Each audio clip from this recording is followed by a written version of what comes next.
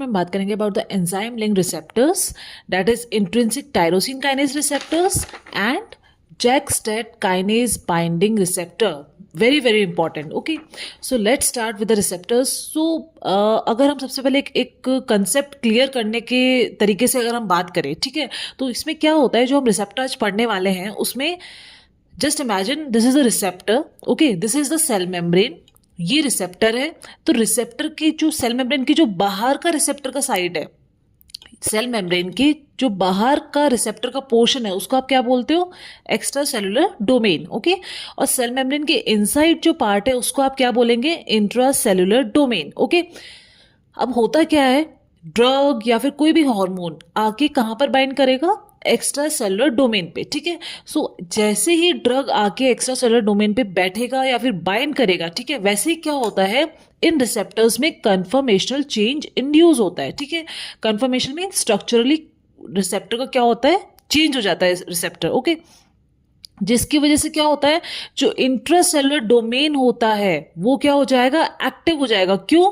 क्योंकि intracellular domain possess enzymatic activity. और mostly कौन सा एंजाइम होगा? Tyrosine kinase. ठीक है, इसकी जगह कुछ और भी हो सकता है, वो हम डिस्कस करते हैं आगे. ठीक है, सो let's start with what these receptors are directly linked to what? Tyrosine kinase. These receptors are directly linked to what? Tyrosine kinase. ठीक है, सो इसके एग्जाम्पल्स कौन से होंगे? Like receptors for what? Insulin. Very very important. Okay, and various growth factors. Okay, तो ठीक है, अब हमने ये देखा कि इंट्रासेलुलर डोमेन में यहाँ पे कौन सा क्या है, कौन सा एंजाइम अटैच है? Tyrosine kinase. अब जरूरी नहीं है कि हमेशा टायरोसिन काइनेज हो, तो फिर कौन सा हो सकता है? ग्वेनिलिल साइक्लेस. ओके, और ग्वेनालाइट साइक्लेस. ओके, तो अगर ग्वेनिलिल साइक्लेस एंजाइम है तो वो किस रिसेप्टर में होता है? किसके रिसेप्टर्स में? Receptors for what? Atrial natriuretic peptide, ANP. ठीक है, इसके केस में क्या होगा? यहाँ पे ग्वेनिलिल साइक्लेस एंजाइम होगा. ठीक है, तो दो कंडीशन अभी हमने देख ली. तीसरी हम देखेंगे जैक-स्टेट पाथवे. ठीक है, we will see it later on. तो सबसे पहले हम बात करते हैं about the tyrosine kinase enzyme. ठीक है, so these are the receptors that are ligand और agonist activated transmembrane enzyme. Transmembrane क्यों बोल रहे हैं? क्योंकि एक्स्ट्रा सेलुलर डोमेन भी है, इंट्रासेलुलर डोमेन भी है. ठीक है, तो ये वो रिसेप्टर्स है जो कि किससे एक्टिवेट होंगे? कि जब बाहर कोई या तो ड्रग या फिर कोई लिगेंड आके जब यहाँ पर बाइंड करेगा, तब ये रिसेप्टर क्या होंगे? इनका इंट्रासेलुलर डोमेन क्या होगा? एक्टिव होगा. ठीक है, और ये जो इनका जो जैसे ही एक्टिव होगा वैसे ही इन रिसेप्टर्स की क्या एक्टिविटी होती है? मेनली कैटालिटिक एक्टिविटी होती है. ठीक है, तो अब हम बात करते हैं सबसे पहले इंट्रिंसिक टायरोसिन काइनेज रिसेप्टर. ठीक है, तो suppose this is the receptor. ये इसके क्या है? डायरेक्टली लिंक्ड है क्या? Tyrosine kinase. सबसे पहले हम वो रिसेप्टर्स देख रहे हैं जिनके टायरोसिन काइनेज डायरेक्टली लिंक्ड है, और या फिर हम क्या बोल सकते हैं? Those receptors which are having intrinsic tyrosine kinase activity. ठीक है, कि अगर कोई ड्रग यहाँ पर रिसेप्टर पे आके बाइंड करेगी तो टायरोसिन काइनेज जो इंट्रासेलुलर पोर्शन है वो क्या हो जाएगा? एक्टिव हो जाएगा. ठीक है, तो जैसे ही ड्रग ने आके बाइंड किया वैसे ही क्या होगा? रिसेप्टर का डाइमराइजेशन होगा. मतलब receptor, two receptors will combine. ठीक है, डाइमराइजेशन मतलब दो रिसेप्टर आके जुड़ जाएंगे. ठीक है, उसको हम बोलते हैं डाइमराइजेशन ऑफ रिसेप्टर. ठीक है, लाइक दिस. ठीक है, तो इधर भी रिसेप्टर है, इधर भी रिसेप्टर है. फर्स्ट पहले क्या था? ये रिसेप्टर दोनों सेपरेट थे. नाउ आफ्टर जैसे ही कोई ड्रग आके बाइंड करेगी इनके रिसेप्टर के ऊपर, वैसे ही these receptor will move laterally towards each other. Okay, अब इनके इंट्रासेलुलर पोर्शन पे क्या है? टायरोसिन काइनेज है. ठीक है, तो जैसे ही डाइमराइजेशन होगा, सबसे पहले क्या हुआ? ड्रग ने आके बाइंड किया, डाइमराइजेशन हुआ रिसेप्टर का, वैसे ही क्या होगा? Autophosphorylation of tyrosine residues will start. Okay, मतलब टायरोसिन काइनेज रेजिड्यू का क्या हो जाएगा? फॉस्फोराइलेशन हो जाएगा. ठीक है, तो इनका जब फॉस्फोराइलेशन हो जाएगा तब क्या होगा? There will be binding of GRB2 protein. ठीक है, जो GRB2 प्रोटीन है वो कहाँ पे होएगा? उसके साथ क्या होगा? उसके जो SH2 डोमेन है, ठीक है, GRB प्रोटीन के SH2 डोमेन के साथ जो टायरोसिन काइनेज फॉस्फोराइलेट हुआ है, ठीक है, वो क्या करेगा? बाइंड करेगा. अब जैसे ही इस प्रोटीन के साथ SH2 डोमेन के साथ बाइंड करेगा, वैसे ही क्या होगा? there will this will generate certain cellular response. अब ये cellular response कुछ भी हो सकते हैं, like what, like in some case peptide molecules के केस में क्या हो सकता है, माइटोजेनेसिस हो सकता है, ठीक है, some growth factors हो सकते हैं, ठीक है, और कुछ साइटोकाइन रिसेप्टर्स भी वर्क करते हैं which are involved in what, having a role in what, inflammatory mediators. Okay, so this is the way intrinsic tyrosine kinase receptor works. ये तो हमने बात कब करी कि जब टायरोसिन काइनेज है इंट्रासेलुलर एंजाइमेटिक एक्टिविटी के तौर पे, ठीक है। अब सपोज क्या है, इंट्रासेलुलर डोमेन में क्या है हमारे पास, ग्वेनिलिल साइक्लेज जीसी, तो क्या होगा, जैसे ही जीटीपी से cyclic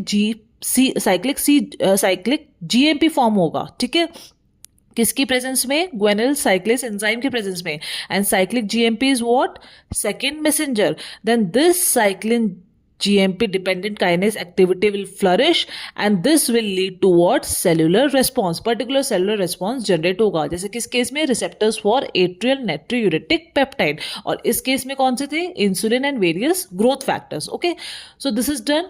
Now let's move to very important part, that is a JAK-STAT kinase binding receptor. Okay, so what is JAK, what is full form of JAK? It is Janus kinase. And what is the full form of STAT? It is signal transducer and activator of transcription. Okay, so इसमें क्या होता है, देखो intracellular domain में क्या होता है, it lacks intrinsic protein kinase activity. जैसे यहां पर क्या था, these tyrosine kinase, intracellular tyrosine kinase were having intrinsic tyrosine kinase activity with them, ठीक है, कि जैसे ही रिसेप्टर पे ड्रग या हार्मोन को आके बाइंड कर रहा है तो और इनको क्या हो रहा है, ऑटोमेटिकली फॉस्फोराइलेशन हो रहा है।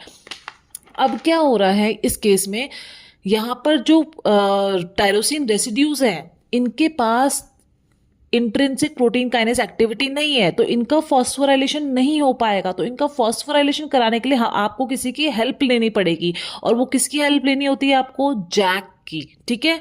देखते हैं, तो इंट्रासेलुलर डोमेन में क्या है, it lacks intrinsic protein kinase activity. तो जैसे ही कोई सिग्नल मॉलिक्यूल बाइंड करेगा, सपोज ये सिग्नल मॉलिक्यूल है, this blue one is signal molecule, ये रिसेप्टर्स हैं, ठीक है। तो इस रिसेप्टर पे जैसे ही कोई सिग्नल, अब क्या हो सकता है, वो साइटोकाइन हो सकता है या कोई हार्मोन हो सकता है, ठीक है।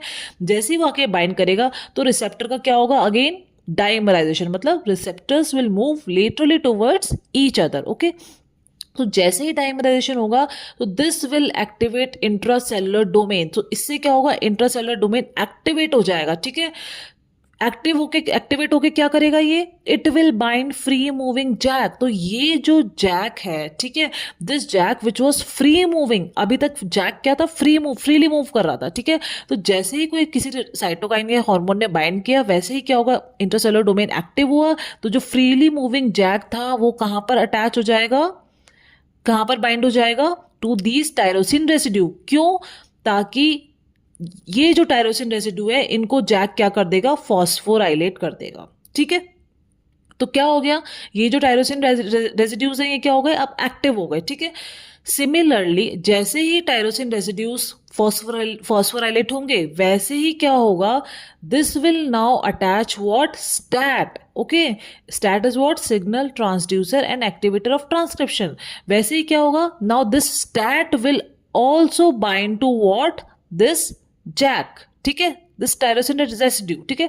अब क्या होगा, जैक ने अभी तो टायरोसिन रेसिड्यू को फॉस्फोराइलेट किया था, अब ये जैक क्या करेगा, स्टैट को भी फॉस्फोराइलेट करेगा, ठीक है। इसको दो जनों को फॉस्फोराइलेट करना है, किसको, एक तो tyrosine residue of receptor and what, STAT. Okay, अब क्या हो गया, स्टैट भी फॉस्फोराइलेट हो गया ऑन बोथ साइड, ठीक है। Now these two STAT now will do what, these two will dissociate from the receptor and dimerize, ठीक है।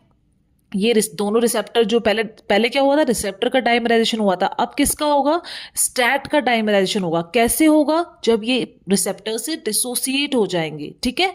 तो अब जब और ये कौन सा स्टैट है, this is not simple, this is phosphorylated STAT. Okay, जिसको किसने फॉस्फोराइलेट किया है, जैक ने। Okay, so now these phosphorylated STAT will dimerize after dissociating, and then these will move to nucleus to regulate transcription of target genes, and hence the particular cellular response will be generated. Okay, so this completes the JAK-STAT also pathway, and this completes your enzyme linked receptors. For more receptors, you can watch videos in my playlist of pharmacodynamics. Thank you for watching.